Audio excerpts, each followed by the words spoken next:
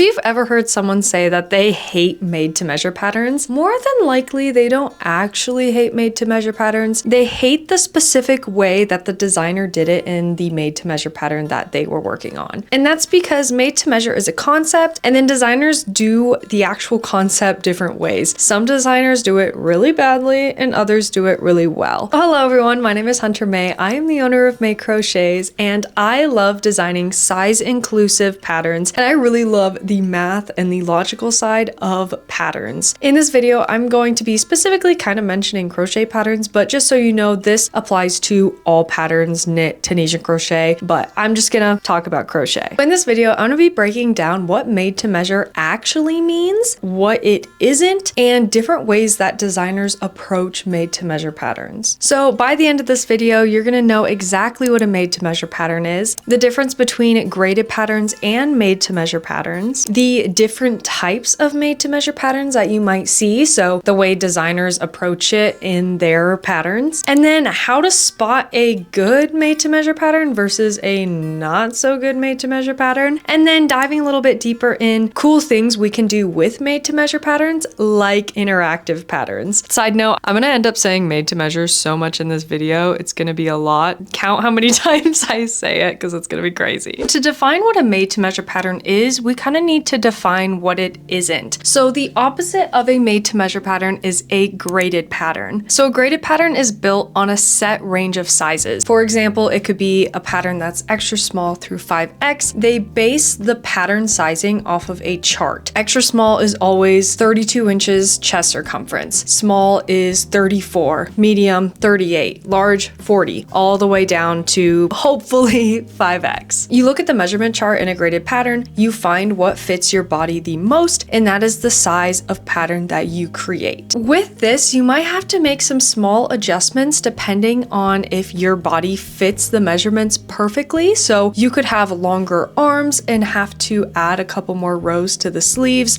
than what the pattern actually says to do. So those are some downsides of graded patterns, but they're pretty simple and good for beginners because all beginners need to do is download the pattern, look at which measurement that they fit, and then they just follow those stitch and row counts perfectly, and they don't have to worry about anything besides maybe their measurements not fitting up with the chart. But if that is not the case, it's pretty simple and straightforward. So now that you know what graded patterns are, let's talk about what made to measure patterns are. So made to measure is built on your measurements. Unlike graded patterns, which have a chart of measurements for each size, this one specifically is just your measurements. That's the only thing that the pattern actually cares about. So instead of choosing a size like a graded pattern, you're actually going to be measuring your body and finding the stitches and rows that you need for your body measurements. We're not running into the same issue that we did with graded of your sleeves might be a little too short and you need to add more rows.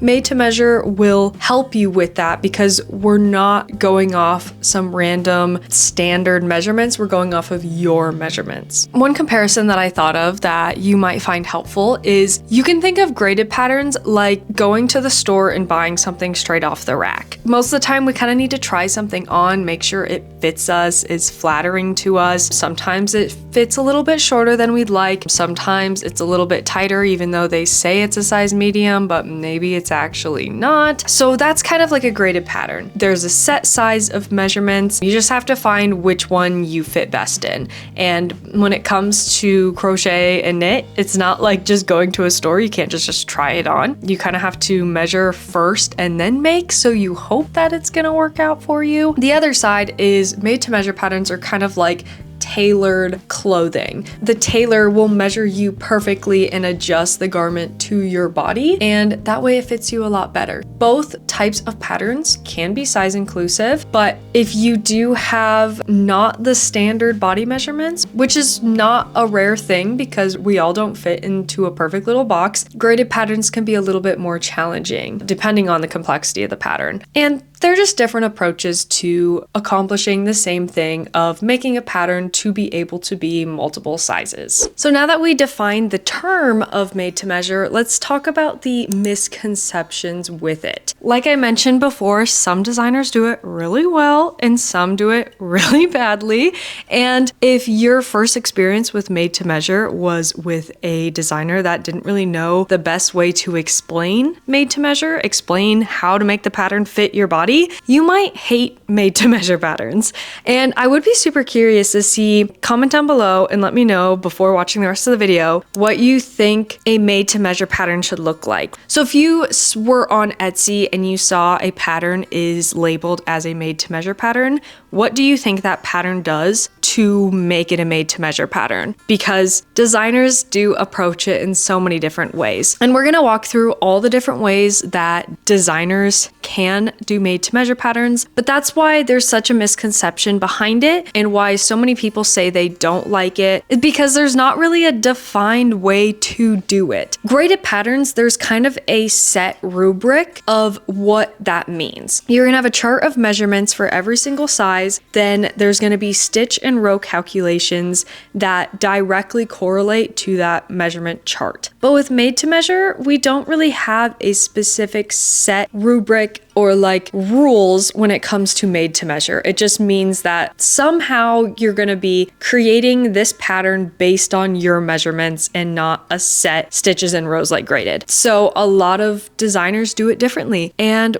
we will talk about all the different ways that I've seen and how you can distinguish a good pattern versus a bad pattern when it comes to made to measure. So when you see a pattern is made to measure, it usually falls into a couple buckets of ways that they could be making this pattern made to measure. And this is why someone could try a made to measure pattern and say, this isn't for me, I'm never doing this again. And someone else can be like, this absolutely changed my life, I'm never going back to graded patterns. And that could be because they're not even talking about the same type of made to measure pattern. So let's dive into each type of made to measure pattern. So let's go with the very first one. This is just the try it on as you go type. This is a pretty simple one for designers. So a lot of beginner designers do this. They just say, hey, create a chain as your base chain and measure it around your body. It fits, cool, keep going. After it hits certain length, see how long it is. Is that the length you want your sweater? All right.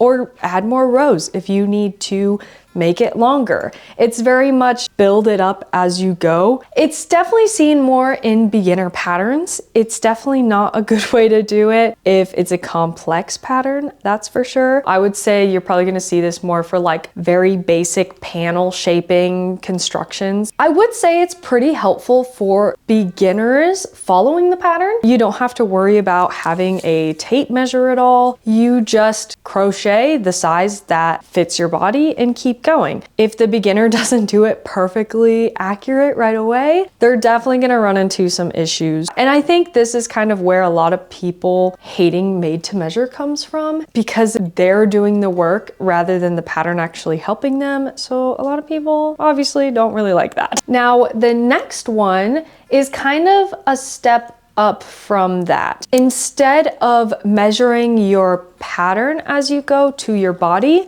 you're first going to grab a measuring tape and you're going to measure your chest circumference, and then you're going to do some math of whatever they say on this measurement to figure out your starting chain amount. Maybe the pattern says I need to divide that by 2 to get the panel width of the front, and then I need to maybe add some ease on top of it. So I divide my chest circumference by 2 and add like 1 inch. And that's the length I need my foundation chain. So I need to create a chain that's around this length. That's an okay way to do patterns. I will say the crochet patterns that I have done that are like this are a little rough, because whenever you make a chain and you add the stitch on top of it, most of the time the chain is gonna shrink. Yes, it's a good way for beginners to start with a pattern because they just make a chain this length and they get to keep going, but it's really good to do the math based on gauge, in my opinion, versus the chain. It's just,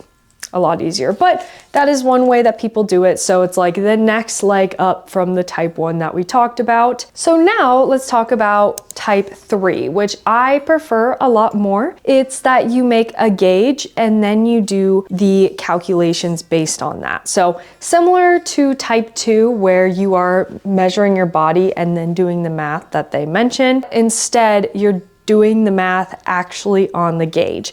But this can be a lot more complicated, and honestly, I haven't seen a lot of patterns that actually do this.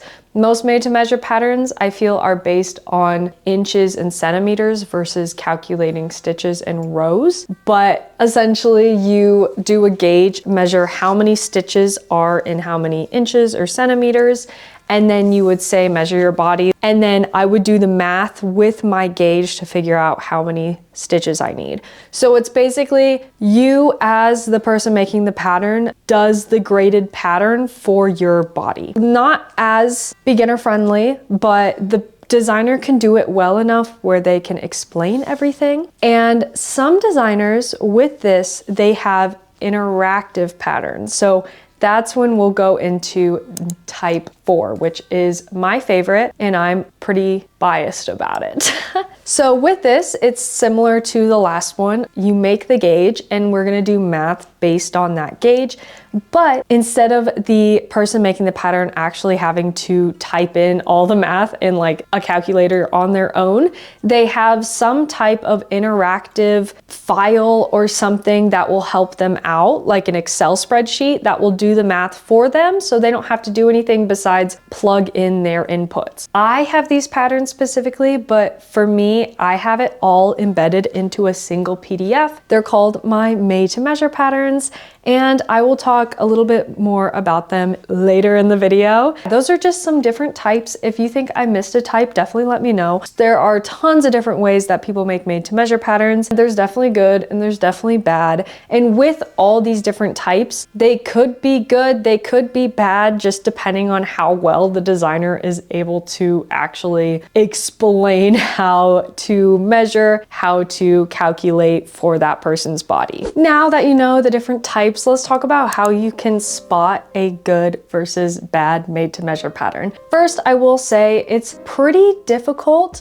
just looking at a listing on, say, Etsy that says it's a made to measure pattern. You really have no clue how they do it. A lot of designers don't know that there's different ways to do made to measure patterns, so they don't know that it would be good to mention how they do it in their pattern listings. But once you get an idea of how the made to measure is actually done within the pattern, there's a few ways that make a made to measure pattern good and bad. So first, a good made to measure pattern has clear measurement instructions. So exactly where to measure, how snug to measure. They might have some body diagrams within the pattern. They also have some sort of defined ease to the pattern. Next is if the stitch is a complex stitch, they will have specific rounding suggestions requesting that it's even or odd or things like that. If there is any shaping within the pattern, that they explained it well and explain how to actually shape for your body instead of just like a one sentence that says, if you want to decrease around the waist, you can do so. It's like, okay, but how do I do that? And then lastly, you can always check the pictures of who tested the pattern. Hopefully they have pictures from their testers to see if the pattern was tested on multiple sizes and not just a single size. If the designer isn't plus size, look at the testers that are plus sized. Hopefully they have some to see how the pattern fits their body. If it looks a little wonky or doesn't look like it's the most comfortable, it's probably not the pattern for you. They probably don't do a great job at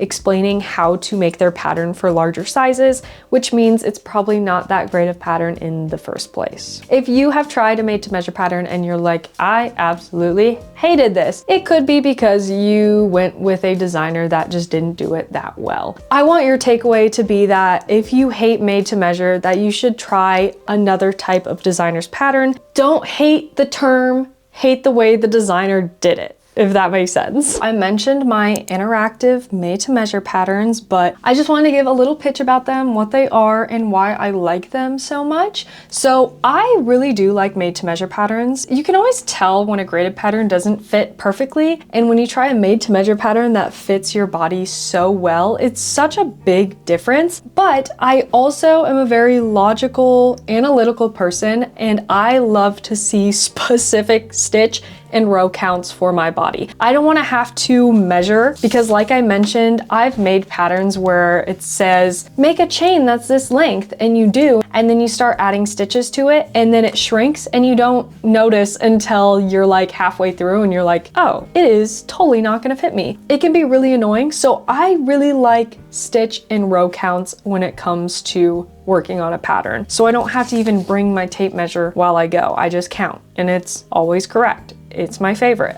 Can you tell I'm a very logical person? So that's why I did my interactive pattern. There are different types of interactive patterns, so you can do this through an Excel spreadsheet. I'll just show the example of my pattern just because I have it readily available, but just know there are different types of interactive patterns from other designers as well. But I am really the only person that's doing integrated PDFs like this, so it's all in one PDF. So in my pattern, you actually type in your body measurements, so kind of similar to other made to measure patterns where you have to measure yourself and then do the math on that. My PDF does it for you. You type in your body measurements, specifically in the PDF, and then you also type in your gauge. So remember how I mentioned that the math of a made to measure pattern should definitely happen on the gauge, not just measure as you go. Hot take, probably. So with inputting the gauge into the PDF, I like it because it forces people to actually make a gauge. It's important to make a gauge, okay? You probably don't like, I know it's terrible, but you have to, okay? With this, you can use any weight of yarn, which is super great. That's also a really pretty nice thing about made to measure.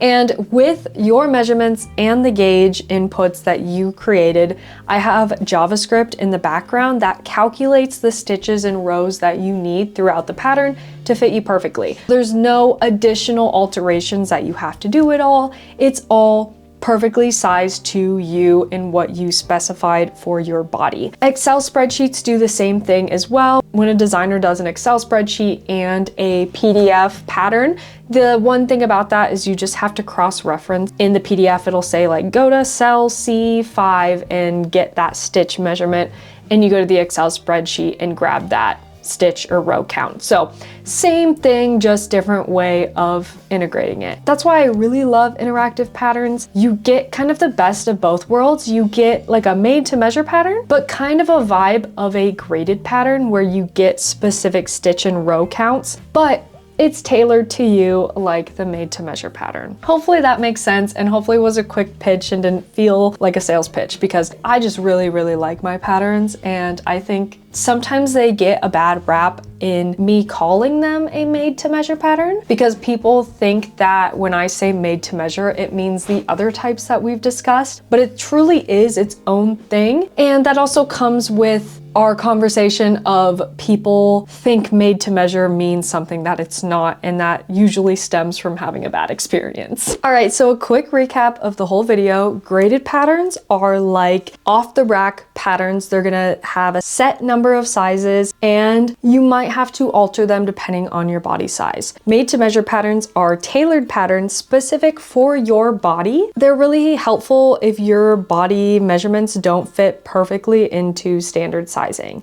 But designers come at made to measure in very different ways, so you want to be aware of the different ways that a designer can do made to measure, and that there's not just one way of doing it. There are so many different ways. So if someone says a pattern is a made to measure pattern, that kind of doesn't tell you a whole lot. It's good to always ask more questions. How exactly is this a made to measure pattern? What do you do in the pattern? Do you give me an exact formula? Do you have an Excel spreadsheet? Do you just make me measure as I go? These are questions that you need to know to make sure the pattern is going to be worthwhile and worth your purchase. So with all that, I'm really curious to hear, when did you hear about made to measure? Have you tried a made to measure pattern? What type was it? Did you like it? Have you been a made to measure pattern hater all this time and you're getting a revelation that maybe the one you tried wasn't a good pattern and you want to try it again? Definitely comment and let me know. And if you're interested in trying any of my made to measure patterns, I will link the link down below to my shop. Thank you so much for watching, and I hope to see you in the next video. Bye! I wish I could leave my skin behind in this old rented room, float my way across the great divide and be buried